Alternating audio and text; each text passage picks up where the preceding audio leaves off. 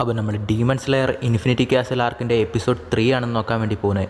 കഴിഞ്ഞ എപ്പിസോഡിൻ്റെ എൻഡിൽ നമ്മുടെ ഷിനോബുവും അപ്പർ റാങ്ക് 2 ആയിട്ടുള്ള ഡോമിയും തമ്മിലൊരു ഫൈറ്റ് കണ്ടിട്ടുണ്ടാവും.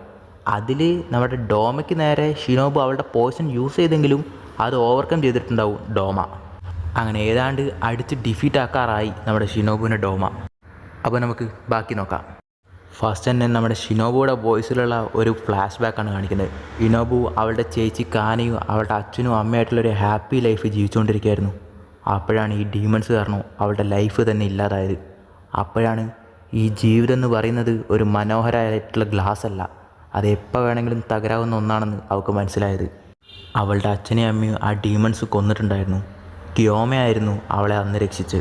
അന്ന് ആ ഡീമൺസിനെ ഗ്യോമൈ ദ സ്റ്റോൺ ഹാഷറെ കൊന്ന് ഇവരെ രക്ഷിക്കുമ്പോഴാണ് അവർക്കൊരു കാര്യം മനസ്സിലാവുന്നത്. പലരും തൻ്റെ ഹാപ്പിനെസ് മാറ്റി വെച്ചിട്ട് ബാക്കിയുള്ളവരുടെ സേഫ്റ്റിക്ക് വേണ്ടി പോരാടുന്നുണ്ട്. അന്നാണ് അവർക്കും അങ്ങനെ ആവണം തീരുമാനിച്ചത്. അന്നാണ് അവർ രണ്ടുപേരും പ്രോമിസ് ചെയ്തിട്ട് നമ്മളുടെ മരണം വരെയും ഒരുമിച്ച് ചേർന്ന് പോരാടി ഈ ഡീമൺസിനെ ഇല്ലാതാക്കുമെന്ന്.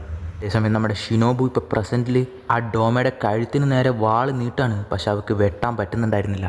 അങ്ങനെ അവളത് ചെയ്തുകൊണ്ട് തന്നെ മനസ്സിൽ പറയാണ്, ചിലപ്പോൾ എനിക്ക് ഈ ഡീമൺസിനെ എല്ലാം കൊല്ലാൻ പറ്റിയിട്ടുണ്ടാവില്ല, പക്ഷേ ഈ അപ്പർ റാങ്കിനെ കൊന്നു കഴിഞ്ഞാൽ ലക്ഷക്കണക്കിന് ജനങ്ങളെ ഞാൻ രക്ഷിച്ച പോലെയാണെന്ന് പറഞ്ഞിട്ട് അവൾ അതിന് ശ്രമിക്കുകയാണ്.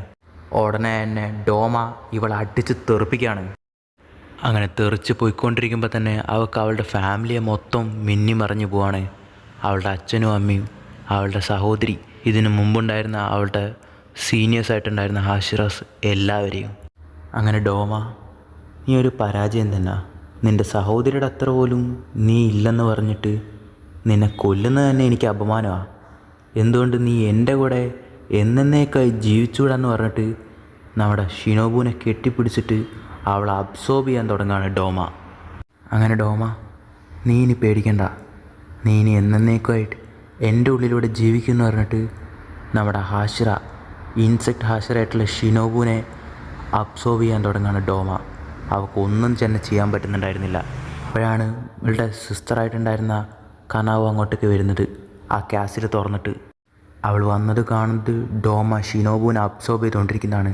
ഇത് കണ്ടത് അവൾ നിലവിളിക്കുകയാണ്. അതേസമയം ഷിനോബുവിൻ്റെ കയ്യിൽ നിന്ന് അവളുടെ കത്താന താഴെ വീഴാണ്. ഇത് കണ്ടതും ദേഷ്യം പിടിച്ചിട്ട് അവൾ flower breath 4th form use ചെയ്തിട്ട് അറ്റാക്ക് ചെയ്യാണ്. പക്ഷെ ഉടനെ തന്നെ നമ്മുടെ ഡോമ അവിടെ നിന്ന് മാറുകയാണ്. അങ്ങനെ പുള്ളി താഴെ വന്ന് ലാൻഡായതും ഷിനോബുവിനെ മൊത്തത്തിൽ അബ്സോർബ് ചെയ്ത് കൊന്നു കളഞ്ഞിട്ട് നമ്മുടെ ഡോമ.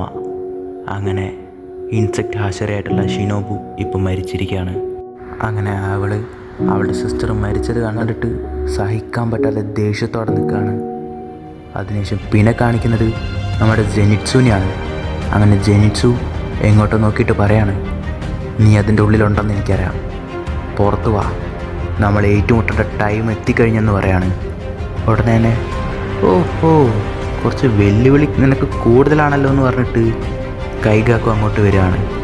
അങ്ങനെ കൈഗാക്കും നമ്മുടെ ജെനിറ്റ്സുവിനും ഒരു ഫ്ലാഷ് ബാക്ക് ഉണ്ട്. അതെന്താണെന്നും ഇവർ തമ്മിലുള്ള ഫൈറ്റ് എങ്ങനെയാണെന്നൊക്കെ ഇനി വരുന്ന എപ്പിസോഡ്സ് നമുക്ക് കാണാം.